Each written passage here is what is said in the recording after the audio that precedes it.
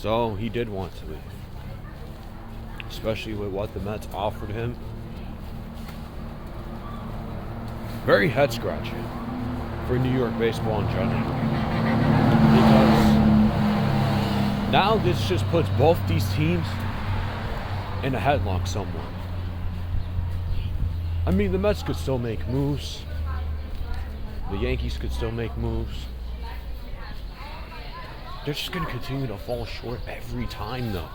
And I know they're going to fall short again in the offseason.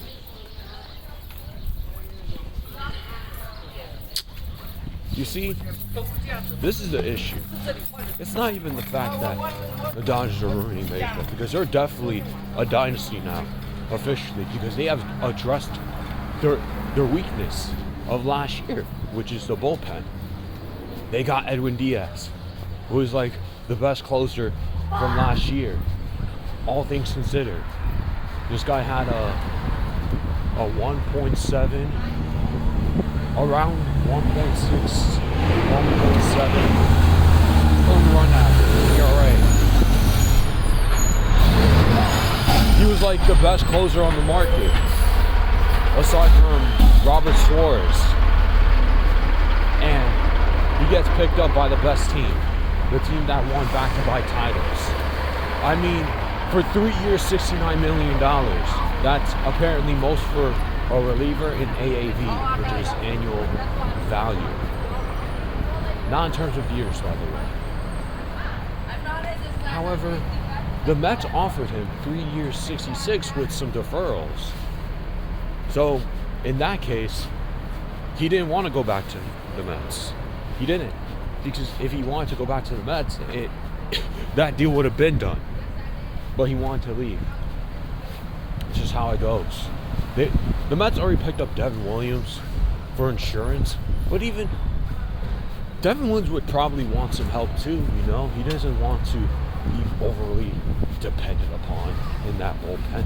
Dude, the Mets bullpen and just their pitching in general is one of the reasons why they have fallen off in the second half of last year. Now, they got some good bullpen arm in Devin Williams, but because he got snatched from Queens. Well, not from Queens, from the Bronx, because he was on the Yankees last year, and now he goes to the Mets, in which the Mets are picking up Yankee scraps and at least making them look good again, huh? Last year with Clay Holmes, the Mets scrapped the Yankees reliever, turned it to a starter, made him solid. Bro, he was an absolute disaster to watch in 2024. And then in 2025, he wasn't the worst player ever. Somehow, some way. I wonder why. Well, listen. The Mets have so much to address within this pitching, their bats, and they're gonna still continue to fall short because they still have pieces to trade. They still have certain things to address as well, and they just gotta address anything and everything to be able to compete against the Dodgers, and it still won't be enough. That's tough. They said themselves, the Mets front office, they're like, oh, we're not going to spend too much on starting pitching. We're not going to overpay. Man, at least try to get some quality top starter. Or trade for like Peralta. Something. Trade for Freddie Peralta because he has one more year left. Just trade for some starting pitching, man. Do something.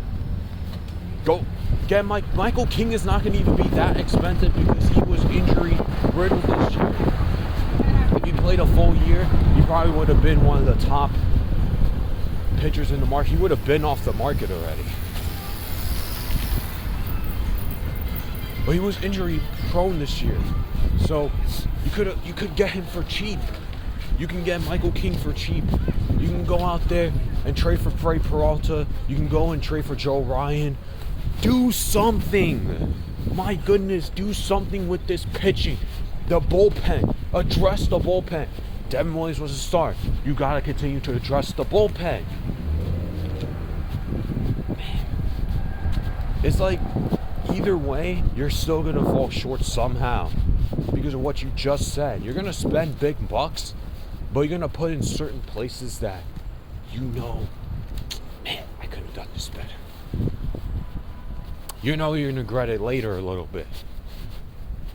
Or you're just going to pivot to somebody that you know you could have done a little bit better, especially with the Marcus Semien trade that for Brandon Nimmo swap like a week or two ago. Trade a long bet for an addressing to the fielding defense, the infield defense. And even then, Ketel Marte, who is the best second baseman, now he's on the market. And what have you done? You traded for Marcus Semien already. It's already too late. Like, I mean, if you wanted to trade Brandon Nimmo, you could have packaged him in that Ketel Marte deal and add some prospects. Dude, it's just so bad timing on their part with some of these moves already. Because now they have to continue to address the elephant in the room. Address me. They still got to address the elephant in the room more and more, and it still will fall short because that's just how it is now. Last offseason, they've fallen short, and even through the trade deadline, some of the pieces they picked up fallen short. Cedric Mullins, Ryan Helsley, and both those guys, they just left in free agency, and they still got a good amount of money.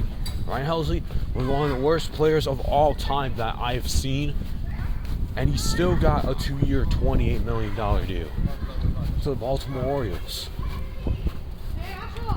Cedric Mullins was one of the worst players I ever watched to my existence, and he still got a 1-year, $8 million from Tampa Bay for like a prove-it deal. He still got something. If you were a solid player throughout your entire career, even if you have a garbage second half or a garbage first half, something like that, just a garbage entire season, you're still gonna get big bucks. Like, even if Zach Gallen didn't actually sign the deal, Zach Gallen was in talks to get like a multi-year contract from the Cubs. He didn't sign the contract. It was just rumors. This is how you know. He had a bad year this year. And he lost out on a lot of money, and he still got a multi-year contract. You have to just be solid, you know? And look at the Yankees now. The Yankees saying that they have to shed some payroll, and even then, they're falling short because Cody Bellinger is a free agent, and he was like their second best player on the team at certain points. Well, you got Aaron Judge, Max Fried, and then Cody Bellinger. You could say top 3. You could say top 3 for sure. But my goodness, dude, the Yankees not wanting to address some of their issues with their bullpen and some of the lineups that they have. Last year was so confusing with some of the lineup, and apparently they addressed that. They have too many lefty bats, but they're going after Brendan Donovan, who's a lefty bat, by the way.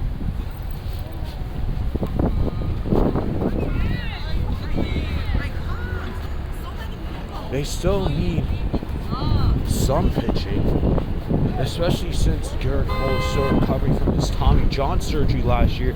Carlos Rodon had elbow surgery, and he's not coming back to like May or June, so they gotta get something for him too. They gotta address some of the starting pitching. It doesn't hurt to get another starting pitcher on the trade market if they don't want to spend like that. But it seems like they want to run it back. It seems like they don't want to really make trades like that. I could be wrong. This video can age poorly. it doesn't seem like both these New York teams want to do enough. Like, they're getting complacent to me.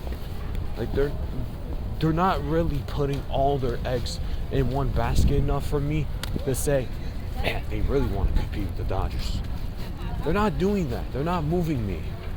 The Toronto Blue Jays are doing way more, and the Boston Red Sox even are doing more than both of y'all.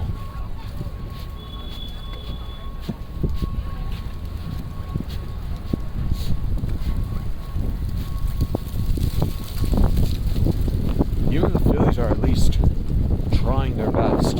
Even if the Phillies are a team that is getting older, we don't even know what their future is looking like. It's looking bleak. They're trying to do something. They re-signed their best bat all year, an MVP candidate, Kyle Schwarber, their DH, designated hitter, to a 5-year deal. They locked him up for life. They're good with him. They're good. At least they did something. They have to address their lineup in general. They need to address their outfield. But overall, they're at least trying. Here in this case, with these New York teams, they're not even trying. They're not even showing me much effort. Yes, the Mets got Devin Williams, and we have a long offseason to go. Still, they're not really pushing the envelope. They're not pushing the boundary. They're not doing enough for me. And it's not because they're not signing players quickly. It's also because they're not really working, and they're telling us in front of our faces, we don't need to trust us that quickly. We know you this and that. Man, if you don't shut the fuck up and lock in, like, come on. Come on. Well,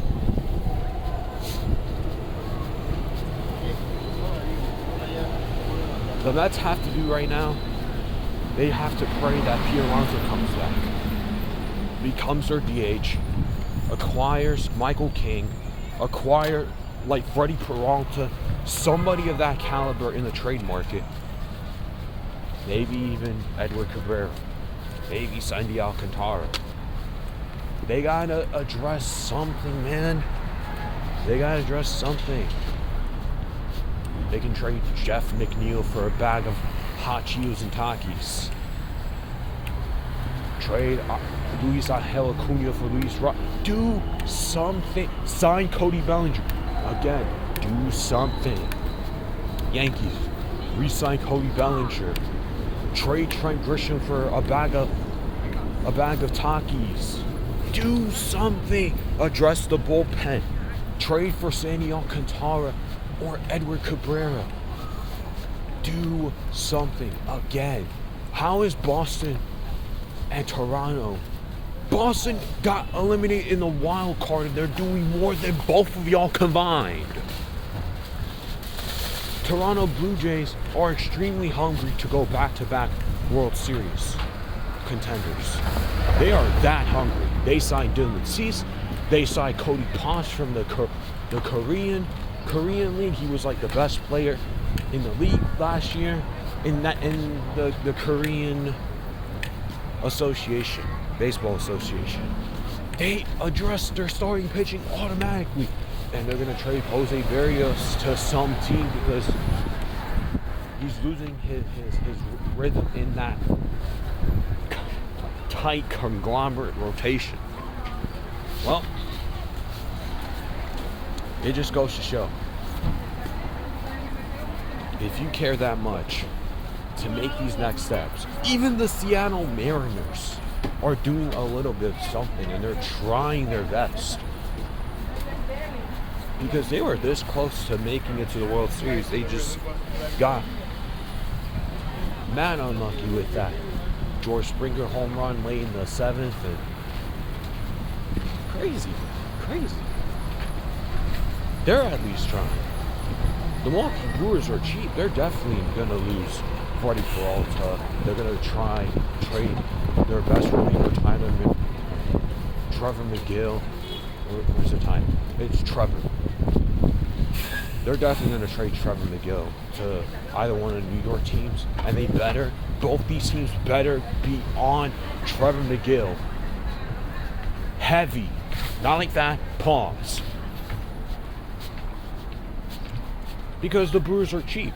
They don't want to pay their guys. And we'll see what happens with the Detroit Tigers too. Because we gotta see what they do with Tarek Skubal, their reigning Cy Young back-to-back winner, the incoming free agent in 2026. We'll see if he signs an extension or gets traded to the Mets, because the Mets are likely a target now, because holy, they got plenty of prospects that they would like. And even the Detroit Tigers still have some okay pitching, even with Skubal potentially being traded or just leaving in general. Their farm system is low-key stacked. So it would be more stacked if Tarek Skubal gets traded. Praying he doesn't get traded, but you never know, really. So we'll just go from there. These New York teams better wake up. And I know it, but they need to wake up. They know that they should be spending and doing more. Because look at the Dodgers. The Dodgers signed the best reliever. And that's probably like one of the only moves that they made this offseason. Dude, they're still trying to target Cody Bellinger. Kyle Tucker is the best free agent available. Even if Kyle Tucker, he's like, dude, the Blue Jays might sign Kyle Tucker. You see, how are the Blue Jays putting in a lot more effort, and they lost in a Game 7 in a heartbreak?